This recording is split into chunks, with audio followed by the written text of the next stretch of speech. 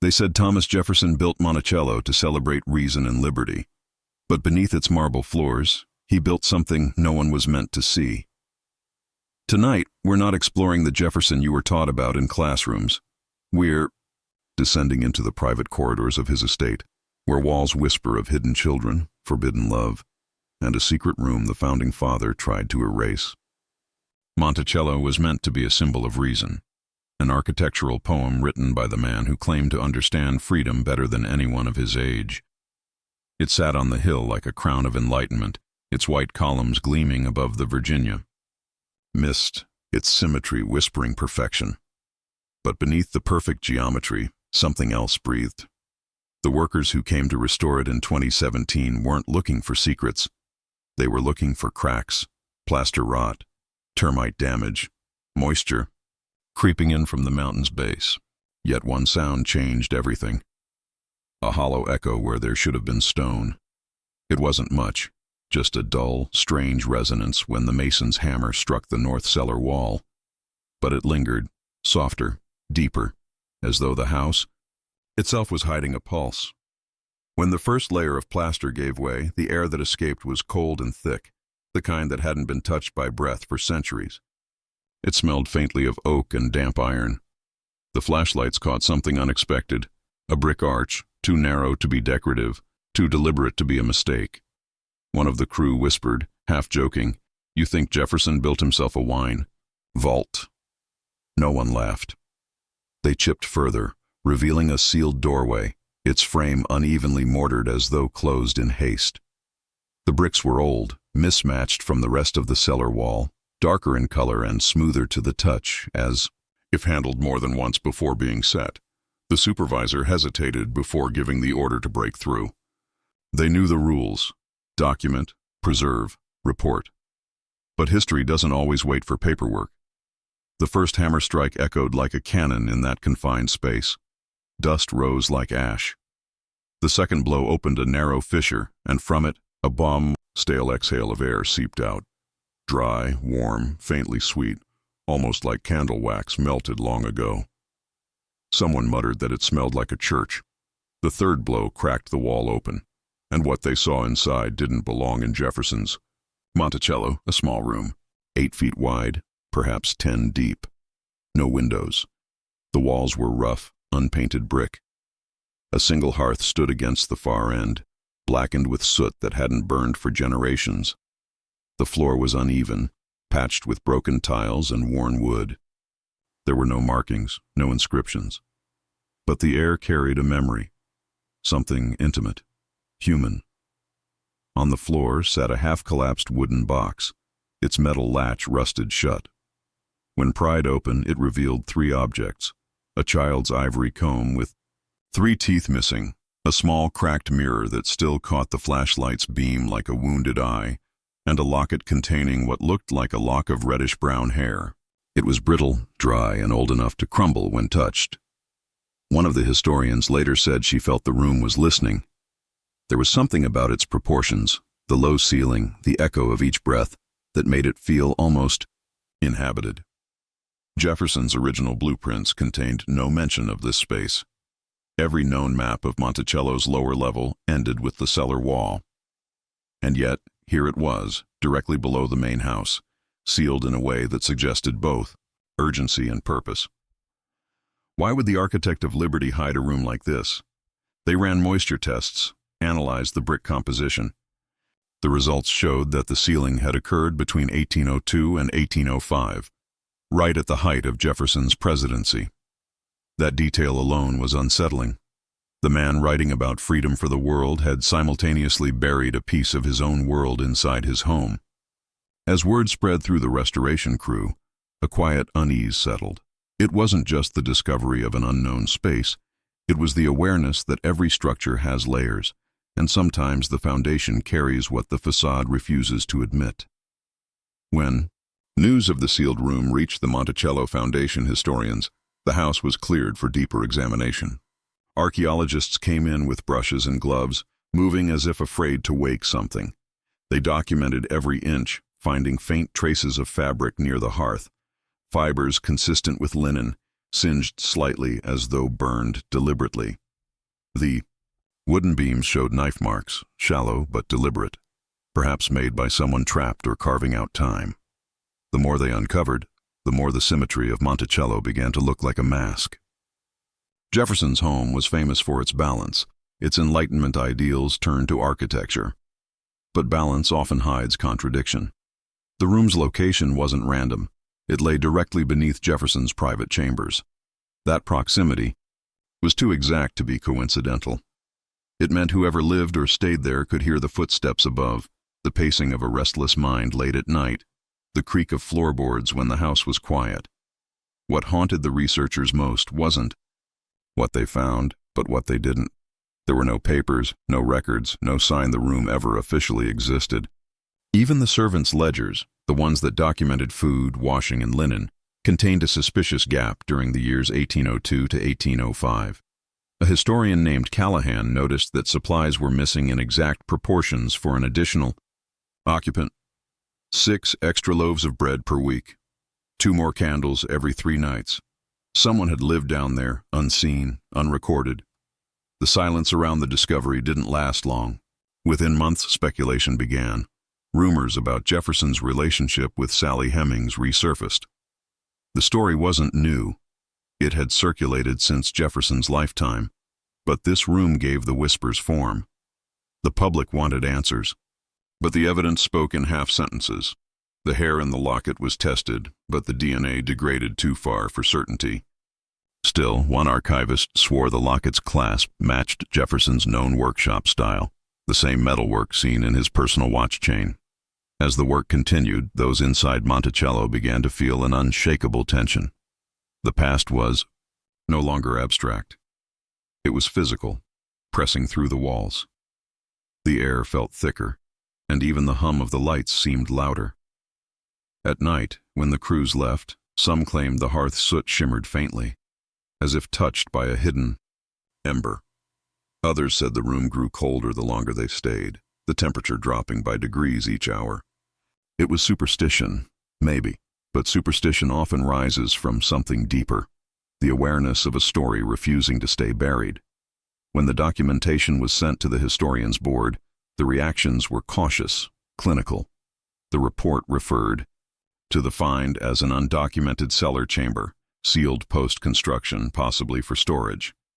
But privately, no one believed it was storage. The dimensions, the hearth, the personal items, it was too intimate. It was a place someone had lived, or been confined. The architectural lines connected like veins. Jefferson's bedroom above, the secret room below. The parallel couldn't be ignored, and so the story began to shift, from curiosity to unease. The discovery that started as an architectural anomaly was becoming something moral, something that threatened to unravel the mythology of a man revered as both philosopher and patriot. The workers stopped joking about treasure. They whispered instead about ghosts, about walls that remember. The room's silence felt charged, like a held breath waiting for confession. In the end, the team left the room untouched for weeks, documenting everything but removing nothing more. One historian said she dreamed repeatedly of a heartbeat echoing through the floor, steady, patient, unwilling to fade. In the light of day, she dismissed it as imagination. But even then, she refused to enter the room alone again. The discovery of the hidden chamber didn't just challenge architecture, it challenged legacy. Monticello had always stood for light, for reason, for balance. But balance, when cracked, exposes what it was trying to weigh against. Jefferson had written that liberty was the soul's natural right. Yet in the hollow beneath his house there was proof of a different truth, one that didn't fit into marble columns or perfect symmetry. Every historian who stood in that space agreed on one thing. This room wasn't built by accident. It was built out of necessity. And whatever it was meant to hide, it was hidden well enough that it took 2 centuries and a stroke of chance to bring it back into the light. The first time the restoration team brought in artificial lighting, the hidden room revealed its true character. It wasn't merely an empty chamber sealed away by time. It was arranged, deliberate, personal. Dust hung in the air like fine ash. catching the light in thin silver beams. On the hearth, a shallow groove carved into the brick ran in a circular pattern, almost decorative, though too crude for Jefferson's usual precision. Nearby, faint impressions on the wall suggested that something, perhaps fabric or a covering, had once been tacked up, then violently removed. It was as though the room had been stripped of memory before being buried alive. They catalogued the comb, the mirror, the locket, but it was the subtle traces, the forgotten fragments, that began to tell the story. A line of rust on the wall, forming a rectangle just wide enough for a small bed frame. A discoloration in the brick near the floor, shaped like the base of a candle holder.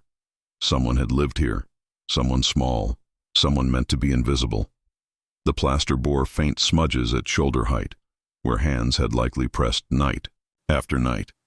No man of Jefferson's stature would have inhabited a space this narrow, this airless. But someone did.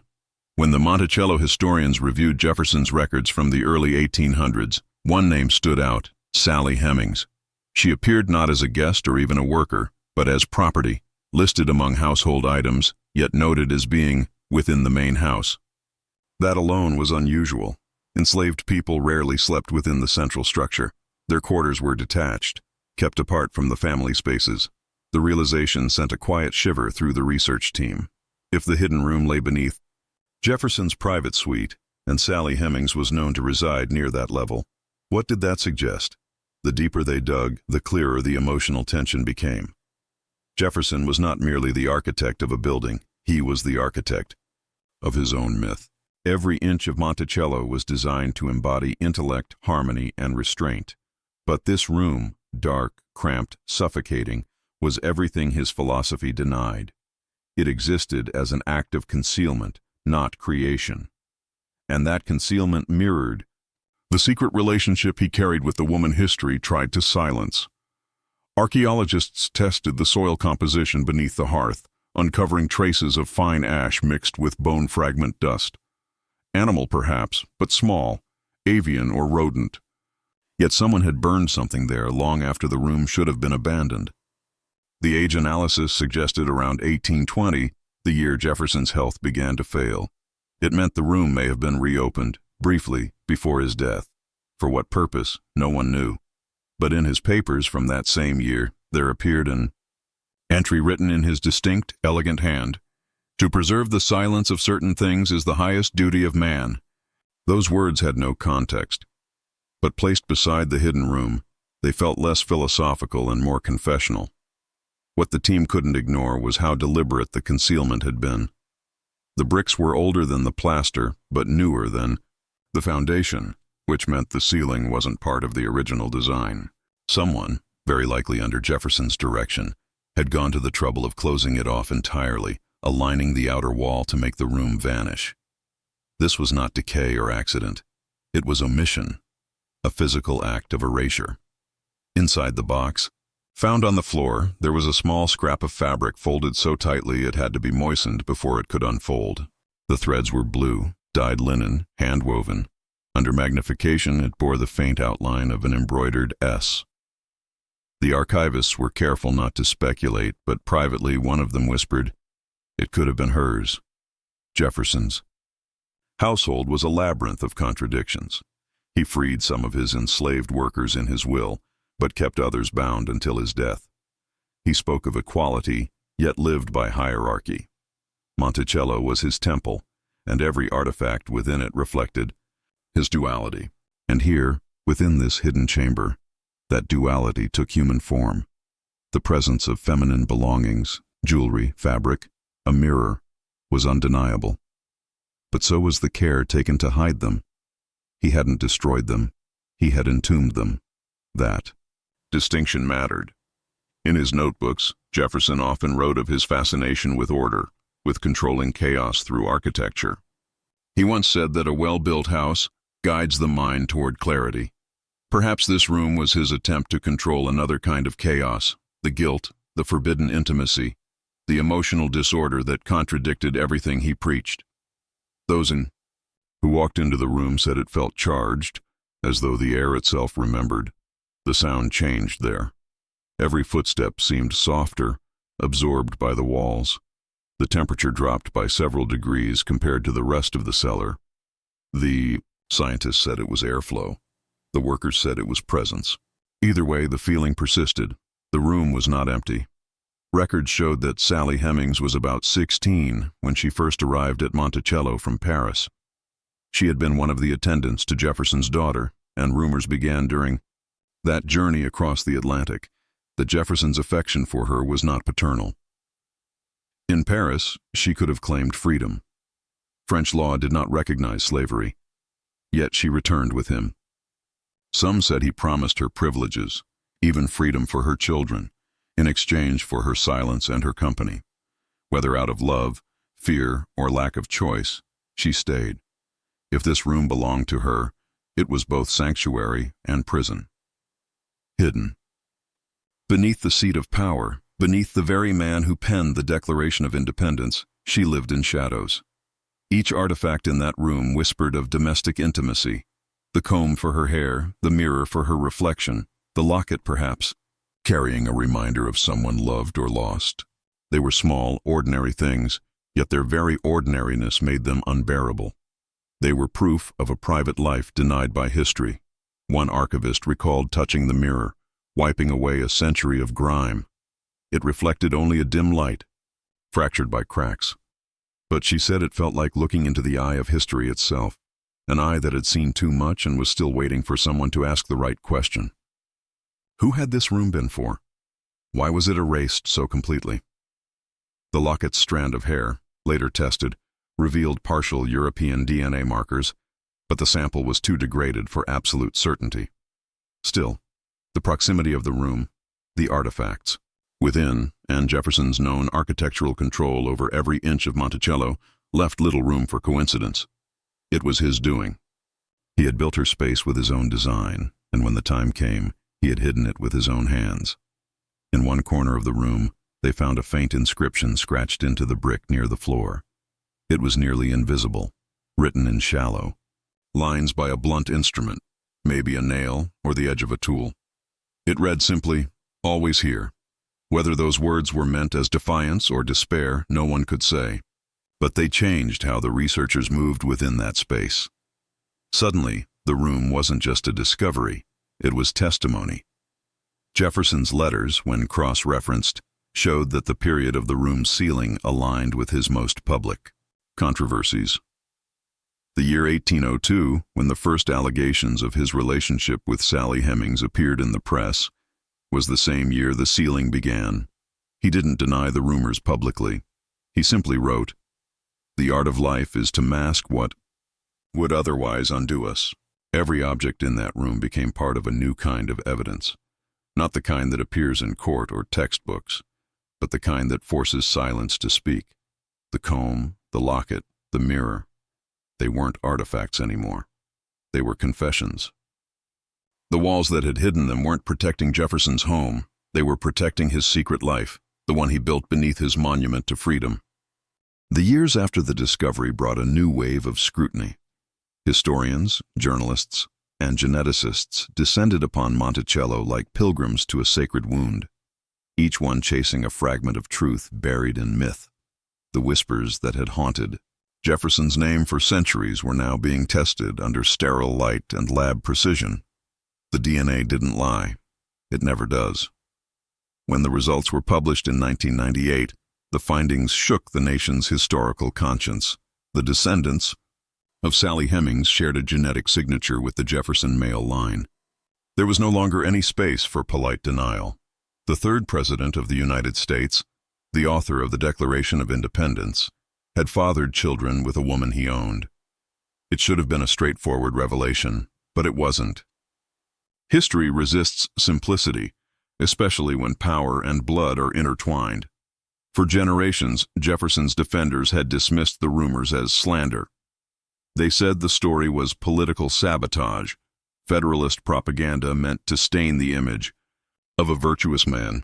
Even when enslaved descendants told their stories, the historians of the 19th and early 20th centuries ignored them, choosing the comfort of myth over the discomfort of truth. But when the genetic results appeared, silence became impossible. The science pierced through centuries of denial. forcing America to stare into the contradiction it had built its identity upon. Inside Monticello, that contradiction lived in the brick and dust. The hidden room wasn't a metaphor anymore. It was physical evidence of that double life. The plaster carried fingerprints of a history no textbook had dared to illustrate. Jefferson's image as philosopher and visionary now collided with the reality of a man capable of loving, owning, and silencing the same person. When the announcement was made public, the reactions were divided. Some historians nodded quietly. They had always suspected. Others recoiled, claiming that DNA proved relation, not guilt. But guilt was never the point. The point was intimacy, power, and the architecture of secrecy that had made such intimacy possible. The descendants of Hemmings, long ignored, finally stood on the steps of Monticello to tell their story. One of them, a man named Eston's great-great-grandson, said softly to the press, "Our blood runs beneath these floors." His words seemed to echo against the walls as if the house itself remembered every footstep. In the records Jefferson kept with obsessive precision, the Hemmings children appeared, not as property to be sold, but as laborers who somehow moved more freely than others. One child was trained as a musician, another as a carpenter. They were never sent away, never sold. To the modern eye, it looked almost like care, but care doesn't erase ownership. Every privilege they had was still granted, not earned, and could be withdrawn by the stroke of a pen. The paradox was unbearable. The man who wrote that all men are created equal had created a family he could never acknowledge. Among Jefferson's surviving letters, one line began to stand out as scholars re-examined his phrasing. In a note dated 1805, he wrote, "The household's harmony depends upon silence." It was likely a domestic observation, yet in light of what had been found, it read differently now, like a quiet confession of the balance he maintained between public virtue and private sin. Sally Hemings herself left no written record. Everything known about her comes from second-hand accounts, oral histories, and a few fragments preserved by her children. One of them remembered that she described her life as half-free, a term both precise and tragic. She had negotiated her existence within the very system that denied her humanity. Jefferson's promise, freedom for her children once they came of age, was honored, at least partially. 4 of them eventually walked away from Monticello and disappeared into the folds of American anonymity, passing into the world as white men and women. The last trace of them fades in census records and marriage certificates, as though freedom required erasure. Inside the hidden room, archaeologists found subtle remains that fit this narrative too neatly to ignore. A child's comb, a cradle, outline in the dust. The broken mirror reflecting fragments of light. These were not artifacts of servitude. They were symbols of domestic life, ordinary, personal, deeply human. The more closely historians studied them, the clearer it became that this was not simply a servant's quarters. It was a private world sustained by contradiction. Jefferson had given her proximity and invisibility at once, close enough to be hidden, far enough to be denied. There was one artifact that deepened the unease: the locket. Once restored, the inside was revealed to contain traces of skin oil, preserved by the metal's oxidation. Modern testing identified the profile as likely female, with mixed ancestry. It was a small detail, but it turned the object into something intimate, an emblem of a relationship history had refused to name. Whoever wore it had carried a piece of someone else near her heart. Whether it was a child's keepsake or a lover's token, no one could say. But when paired with Jefferson's meticulous cataloging habits, the locket's absence from his records became a kind of silence louder than any denial. By the time the DNA study was officially confirmed, the debate over Jefferson's legacy had shifted from question to reckoning. Monticello, once a shrine to the genius of the Enlightenment, became something more complicated, a stage where ideals and hypocrisies performed side by side. Tour guides began to whisper the new story to visitors, their voices soft, uncertain, as though afraid to disturb the balance of the narrative that had stood for centuries. "This," one guide said, pointing to the floor above the hidden room, "is where he wrote about liberty." And below that, in darkness, was where liberty ended. The revelation changed how the house was studied. Historians began tracing the pathways of light within Jefferson's architecture. Every window, every corridor, every hidden panel seemed to mirror his psychology. He built openness for the public eye and concealment for the private one. His mind was a mansion of compartments, each filled with its own truth, each walled off from the next. The DNA discovery didn't just expose a scandal. It exposed the architecture of secrecy that had been mistaken for order. Even Jefferson's writings began to sound different. Passages once celebrated for their idealism now carried undertones of rationalization. In his notes on the state of Virginia, he wrote about race with the detached cruelty of a man arguing with his own conscience. Yet he also wrote of beauty, of grace, of affections beyond reason. For centuries, scholars debated whether he spoke abstractly. Now they wondered if he spoke of her. The weight of the DNA revelation wasn't only scientific, it was emotional. It forced a nation to acknowledge that its founders were not gods carved in marble, but men built of contradictions.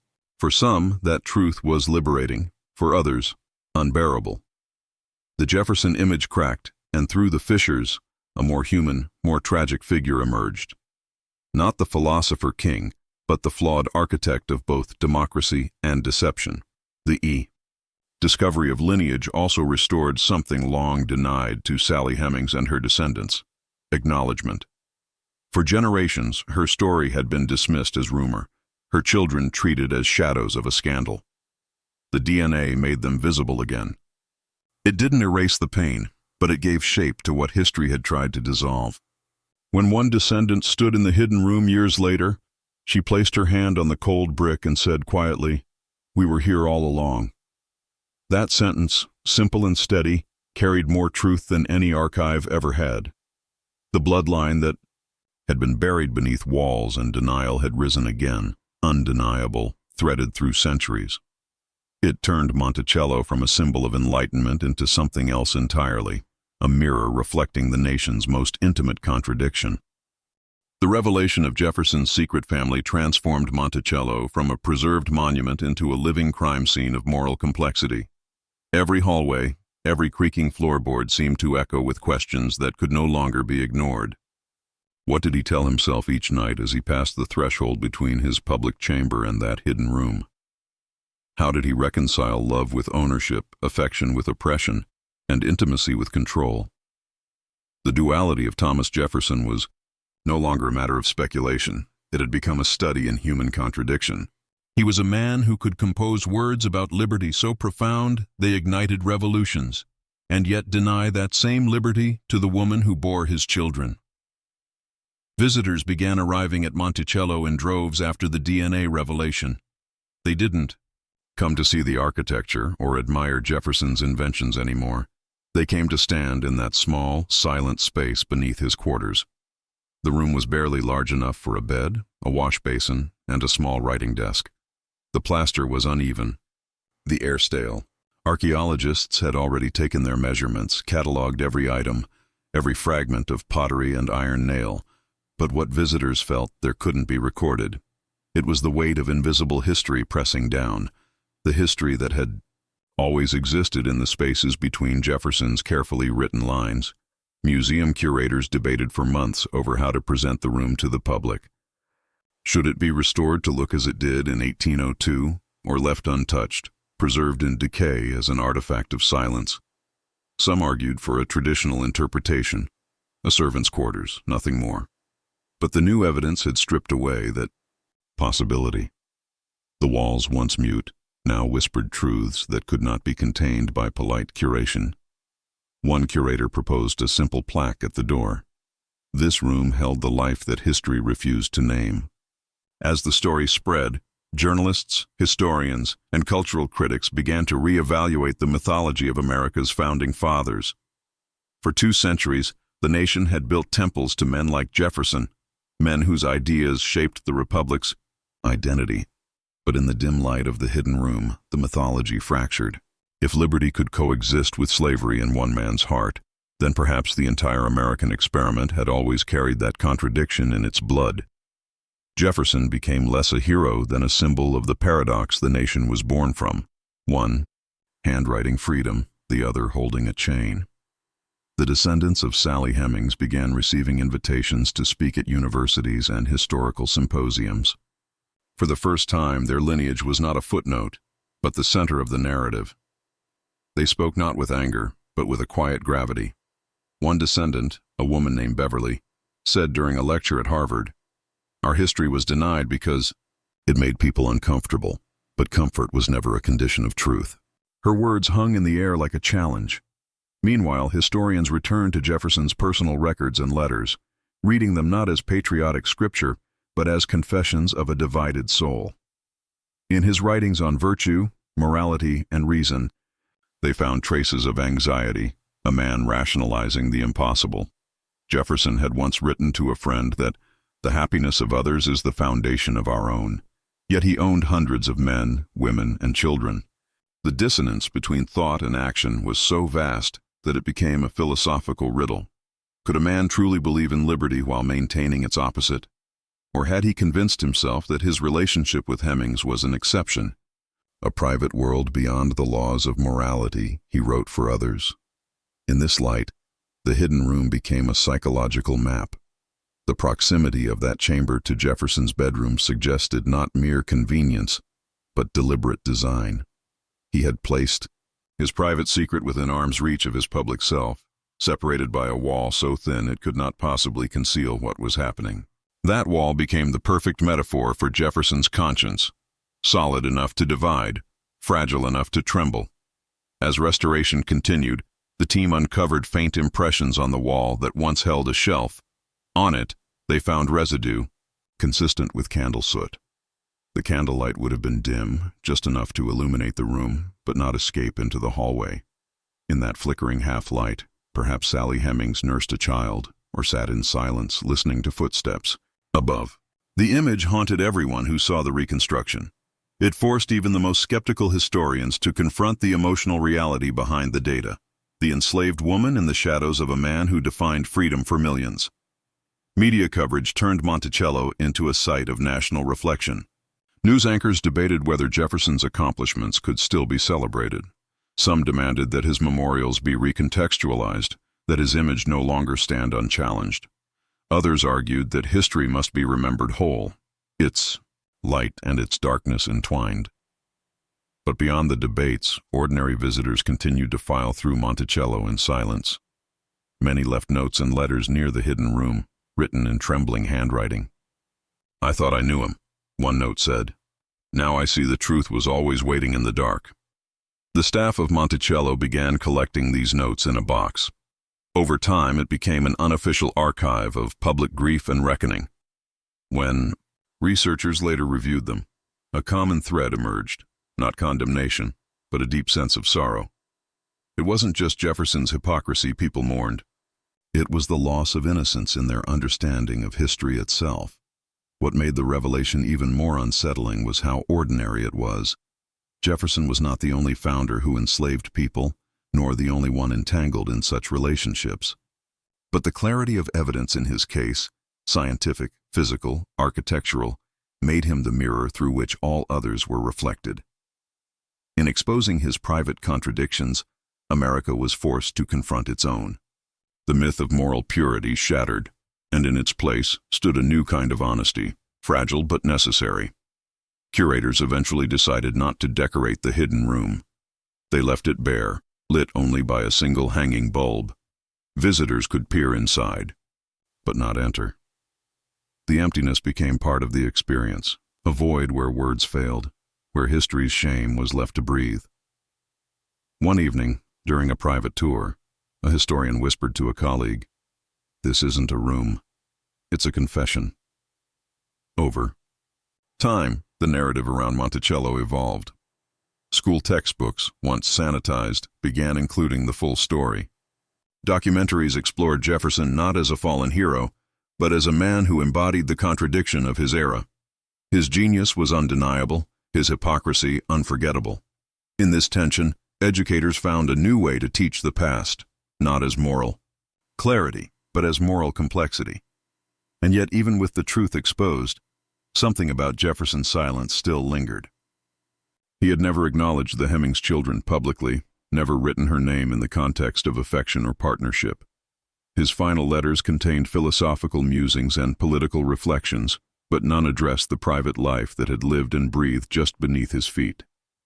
That silence became the final layer of the mystery, whether born of shame, self-preservation, or love constrained by the chains of a nation not yet ready to see itself. In the years that followed, Monticello became less a monument to Jefferson, and more a monument to the uncomfortable truth he left behind. Visitors no longer came seeking inspiration. They came seeking understanding. And in the quiet air of that hidden room, they found not answers, but the echo of a question that has haunted America since its birth. How could freedom and bondage exist in the same breath? The deeper investigators looked into Monticello's physical structure, the more the estate itself seemed to reveal its master's mind. Beneath the manicured lawns and the symmetry of the architecture, there lay a network of servant passages, tunnels, and concealed stairways. It was a world designed to keep certain people unseen. The enslaved could move from the kitchens to the dining rooms without ever crossing the gaze of Jefferson's guests. Their labor, their presence, their humanity, vanished by design. It was an architecture of invisibility, and once you noticed it, you couldn't unsee it. Every shadowed corridor, every hidden doorway, was a reminder that the beauty above was built upon silence below. During the 2017 excavation, archaeologists unearthed fragments of ceramics, glass, and iron keys near the area of the hidden room. One of the keys bore markings similar to those on Jefferson's personal study lock. This small object triggered debate among the team. Why would such a key be found in a servant's space? Was it dropped by Jefferson himself, or was it used by someone trusted with more access than history had admitted? Forensic specialists cleaned and analyzed it under magnification, revealing faint oil residue from human touch, still embedded in the grooves centuries later. It was a chilling detail, the physical trace of hands long gone, perhaps Jefferson's, perhaps Sally Hemings. They found more than objects. They found boundaries blurred. Behind one section of plaster near the fireplace, a hidden alcove emerged, a cavity no larger than a small chest. It contained nothing now, but its existence alone posed questions. Was it used to conceal letters, tokens, the material traces of a relationship that could never be spoken?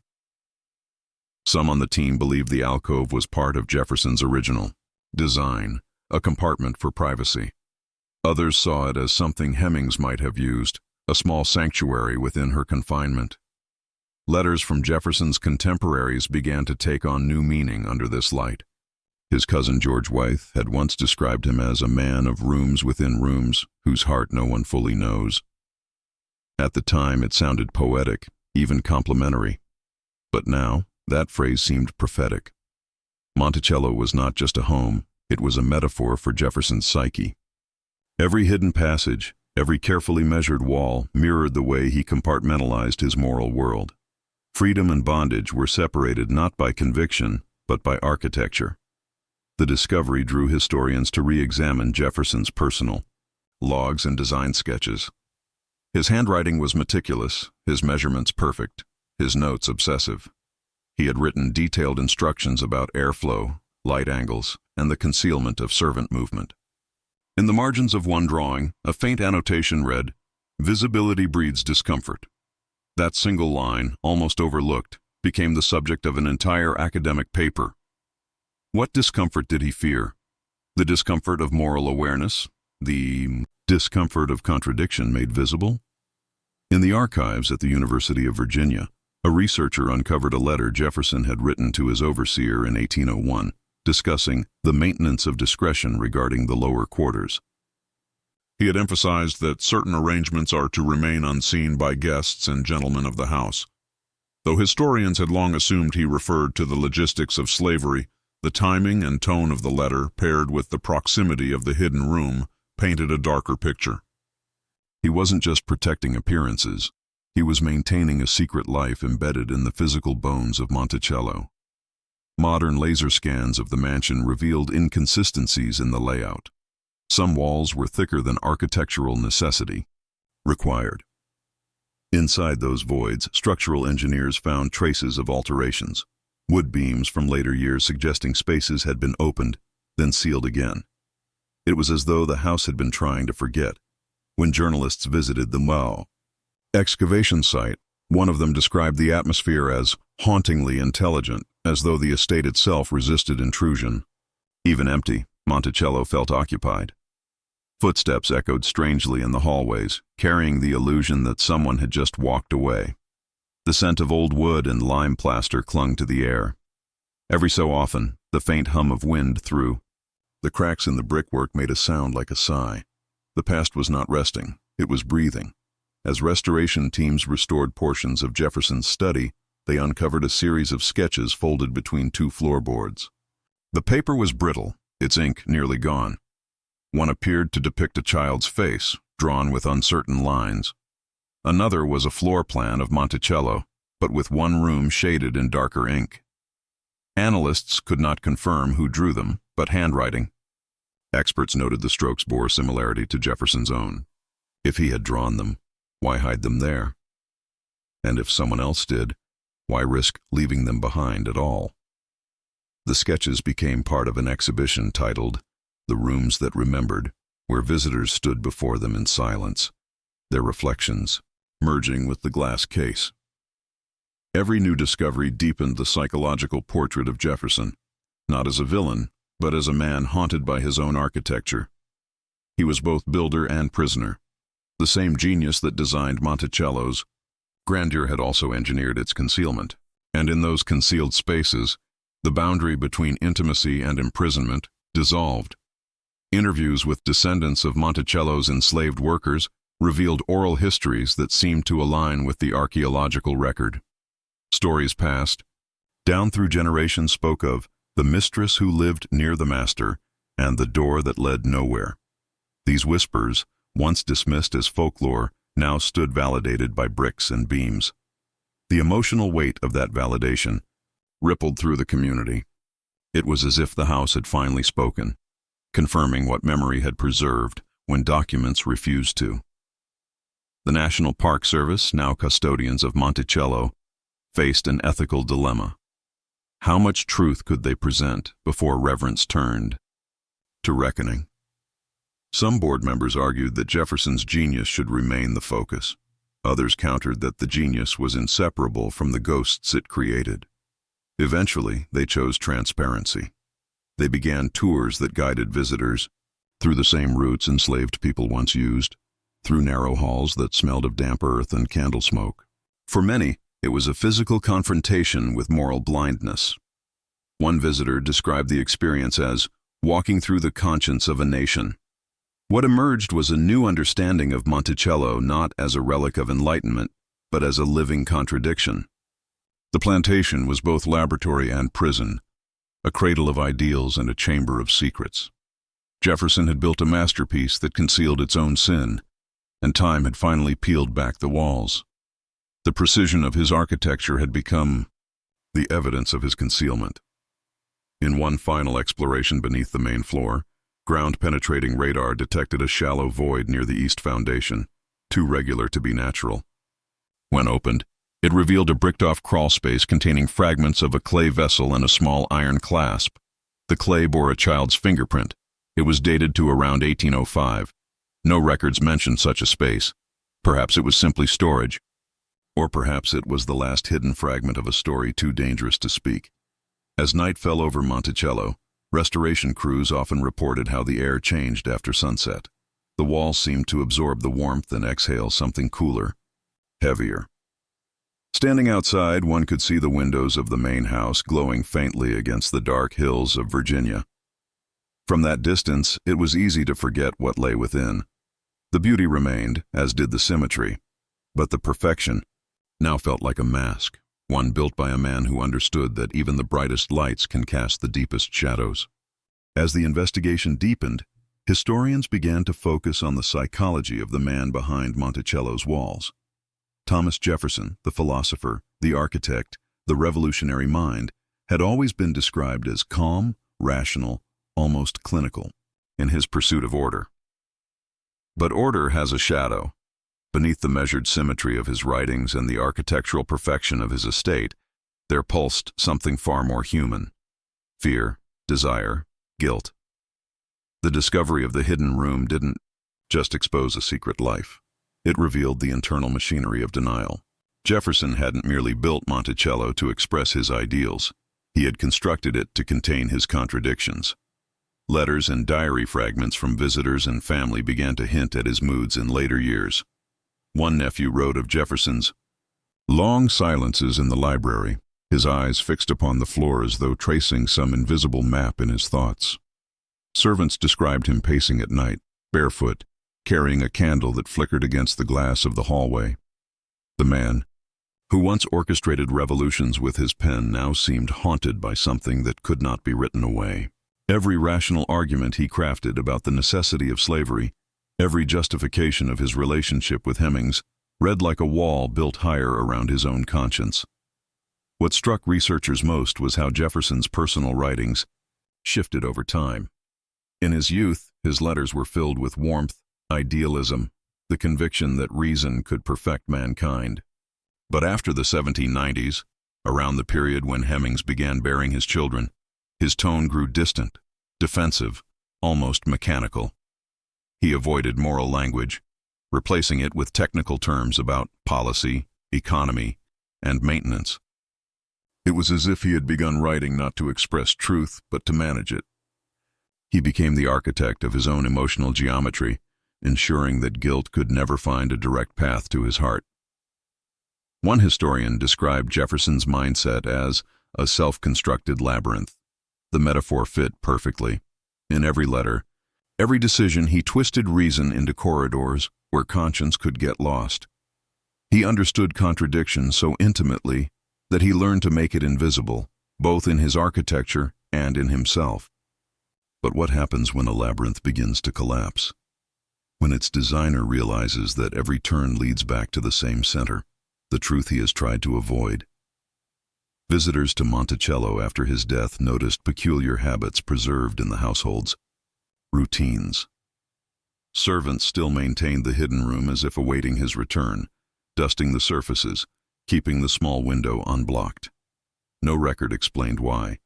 It was as though the house itself carried on the secret, unwilling to let it fade. The air there had a distinct scent of iron and dust, the residue of candle soot.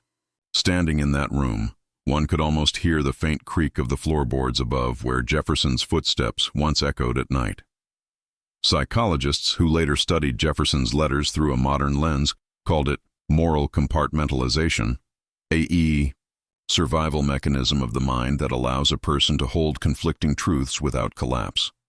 It's the same mechanism that allows a soldier to kill yet believe himself honorable, or a ruler to enslave while preaching liberty. But in Jefferson's case, the compartment wasn't abstract. It was literal. The physical room beneath his own, the hidden doors, the segregated tunnels, they were not just architectural choices. They were manifestations of his psyche. Every brick was a thought he refused to confront. Every wall was a line of reasoning separating love from guilt. One of Jefferson's letters, dated August 1805, contained a sentence that researchers could never quite explain. "We are but tenants of our own design, and often the rent is paid in silence." It was a cryptic line, written with his usual precision, but the context was mundane, a discussion about agricultural yields. Yet read aloud, it sounded like confession disguised as metaphor. Silence was his rent, and the debt was growing heavier. Accounts from Monticello's enslaved workers added emotional texture to this psychological portrait. One man, Isaac, who served as Jefferson's butler, later recalled that Mr. Jefferson did not raise his voice, but sometimes he'd stand at the window and hold his head like a man listening to something far away. Another worker claimed that Jefferson would send for music late at night, asking someone to play softly on the violin. The sound drifted through the halls like a lullaby for the restless. Those nights, no one was allowed near his study. When dawn came, his candle was always burned down to the wax base. Modern filmmakers who tried to capture Jefferson's life often found this emotional paradox nearly impossible to dramatize.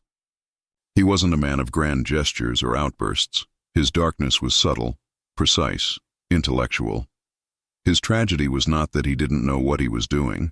It was that he knew exactly what he was doing, and convinced himself that reason could absolve emotion. But emotion never truly goes away. It seeps through cracks, whispers through walls, echoes in the spaces between footsteps. The discovery of personal artifacts in the hidden room, the fragments of ceramics, the iron key, the soot-stained wall, became symbolic of something deeper. They weren't just physical evidence, they were the debris of suppression. The key, for instance, might have once locked away a drawer of letters, or perhaps opened a passage that no longer exists. In the mind of Jefferson, keys were power, the power to control access, to dictate who could see and who could remain unseen. He had been both the gatekeeper and the prisoner, clutching the very key that bound him. The more researchers studied Jefferson's psychology, the clearer it became that his brilliance was inseparable from his blindness. His intellect served not only as a tool for creation, but as a shield against feeling. His writings about liberty weren't hypocritical because he ignored them. They were painful precisely because he understood them. He lived in the dissonance of knowing the moral truth while choosing its opposite. That dissonance shaped every decision he made, from policy to architecture to intimacy. During one archival session, a historian read aloud from a passage Jefferson wrote near the end of his life. Man is a creature of habit more than of principle, and it is in the small repetitions of our days that we lose sight of our intentions. It wasn't meant as an admission, but it read like one. The small repetitions were his life, the daily walks past the slave quarters, the candlelight conversations in secret, the endless rationalizations written in careful ink. Each repetition was a quiet betrayal of the ideals that made him immortal. As the team pieced together these psychological fragments, a portrait emerged of a man who was not monstrous, but deeply fractured. Jefferson didn't suppress others simply because he could. He did so because it allowed him to suppress himself. His grandeur depended on their invisibility. His philosophy of balance, proportion, and harmony was never about peace. It was about control. Every angle of Monticello reflected his desire to keep the world symmetrical, even when his conscience was not. In that symmetry, the illusion of perfection thrived. But when the walls began to speak, through DNA, through archaeology, through silence, it shattered the illusion completely. Monticello was no longer the mind of an Enlightenment visionary. It was a living embodiment of repression, a place where light and shadow negotiated endlessly, neither ever winning. And in the end, Jefferson's hidden room wasn't just a secret chamber of history. It was his own divided soul, preserved in brick and silence, still waiting to be heard. By the time the last walls were examined and every artifact catalogued, the mystery of Jefferson's hidden room had transformed into something larger than the man himself. It had become a mirror, one that forced the nation to confront its own reflection. The tour guides at Monticello began to notice something strange among visitors: the silence.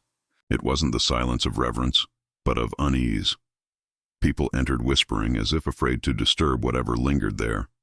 They left slower than they came, their expressions a mixture of sorrow and disbelief. The realization that the same man who penned "All men are created equal" had lived above a woman he owned, whose children bore his blood, was no longer an abstract historical contradiction. It was physical. The floorboards separated his words from his actions. The room made the hypocrisy tactile. One evening, a guide described how an elderly visitor stood at the threshold of the room, reached out toward the doorframe, and whispered, "He must have loved her, but love shouldn't feel like this." That single sentence captured the emotional aftermath of everything uncovered. Historians could debate power dynamics, ethics, and context for years, but what haunted people most was the human tragedy within the history. Sally Hemings wasn't a symbol. She was a person who lived, breathed, bore children, and endured invisibility beneath the weight of another's brilliance. Jefferson's home, once celebrated for its architectural perfection, began to be viewed differently. Every column and window became a metaphor for division. beauty built on suppression, symmetry concealing imbalance. When sunlight filtered through the great dome at midday, it spilled down into the hallways in perfect lines, but it never reached the quarters below. That detail struck filmmakers and historians alike. The light that illuminated Jefferson's world never touched hers. Documentary crews filming inside Monticello began to use that motif deliberately. In the restored footage, they framed Jefferson's grand study in bright gold tones and his hidden room in muted grays. The transition between the two became the heartbeat of their story, the descent from enlightenment into shadow. Sound engineers layered faint echoes of footsteps over the narration, suggesting a presence that never left. Audiences watching these documentaries later reported an uncanny feeling, as if they, too, were walking through a mind that refused to rest. The more the story spread, the harder it became for institutions to separate Jefferson's genius from his guilt. Debates erupted across academic circles. Should Monticello remain a monument, or should it become a memorial? Could America celebrate the author of liberty while acknowledging that he denied it to hundreds? There were no simple answers, and maybe that was the point. The house itself had become a question that refused to resolve. Descendants of both Jefferson and Hemings eventually gathered for a joint ceremony on the grounds. It was the first time their families had stood together in public, acknowledgement of their shared ancestry. The air that day was heavy with humidity, and the scent of grass carried faint traces of rain. One descendant read aloud a passage from Jefferson's own writings, words about forgiveness and human frailty, and then said softly, "We are not here to forgive, we are here to remember." The crowd fell silent. Even the birds in the trees seemed to pause. In that moment, Monticello stopped being a place of history and became a place of reckoning. The polished floors, the white columns, the measured geometry, all of it felt like an illusion cracking under the weight of truth. The hidden room, once sealed for centuries, now stood open to daylight, but the air inside remained still, almost reverent. Visitors said it felt like walking into someone's confession. The walls didn't accuse, they simply endured. Letters continued to surface from private collections and archives, adding fragments to the puzzle. One, found in a family chest in Virginia, was written by a traveler who visited Monticello in 1802. He described seeing a young woman of unusual complexion walking near the north garden, accompanied by a small boy with Jefferson's berry eyes. The traveler had not thought much of it then, but the letter now read like a witness statement long forgotten. Another document revealed Jefferson's purchase of fine fabrics from France, items never recorded in the household inventory, but matching those found in the remains of Hemings' quarters. Each artifact, each word, was a piece of an unspoken story finally allowed to surface. Psychological historians began to interpret Jefferson's later life as one long negotiation with his own legacy.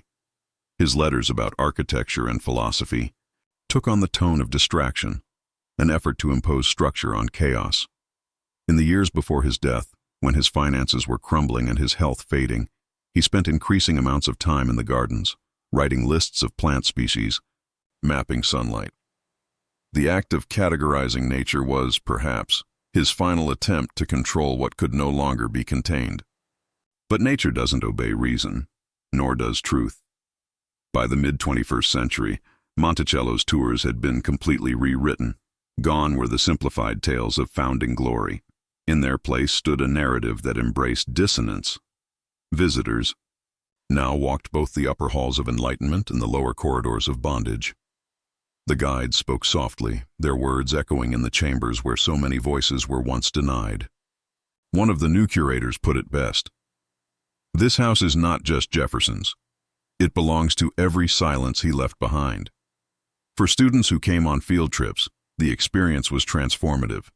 They expected patriotism and left with introspection. Teachers described how their students didn't talk much afterward. They just looked out the bus windows, quiet, processing. The story wasn't about blame anymore. It was about truth, the kind that lingers after the music stops, the kind that humbles rather than condemns. When restoration teams conducted thermal imaging of the mansion's foundation, they discovered traces of older structures beneath, timber outlines of what might have been early slave dwellings. It confirmed what oral histories had long said. Monticello was layered, built upon previous lives and erased existences. The revelation deepened the symbolism further. Jefferson's vision of a perfect republic had literally been constructed upon buried stories. At night, the estate looked beautiful still. The Virginia hills glowed silver under moonlight, the columns of Monticello shining like bone. From the distance, it seemed peaceful, almost divine. But those who had walked its hidden corridors knew better. They understood that the peace was an illusion, a stillness built from centuries of silence. The wind that passed through the trees carried more than air. It carried memory.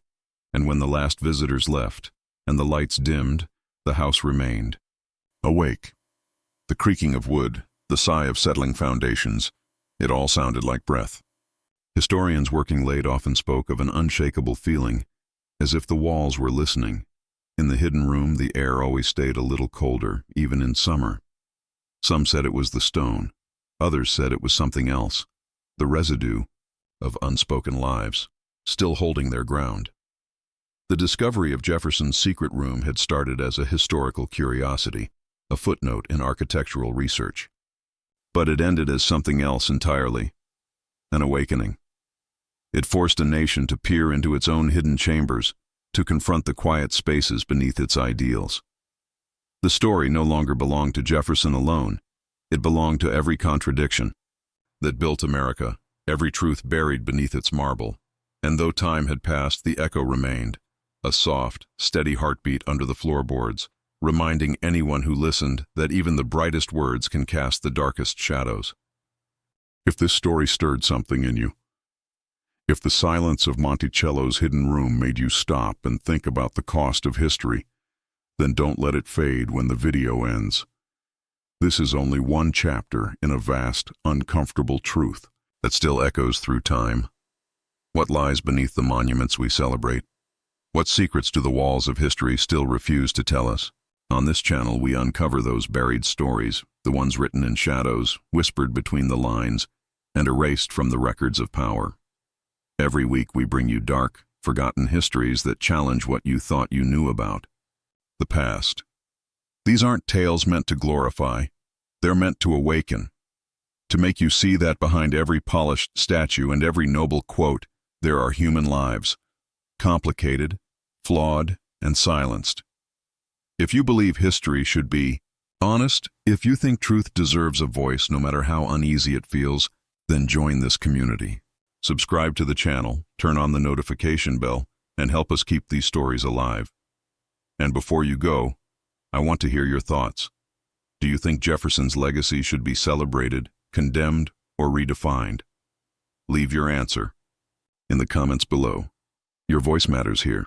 Together, we'll keep digging through the ruins of forgotten truth until every hidden room finally sees the light.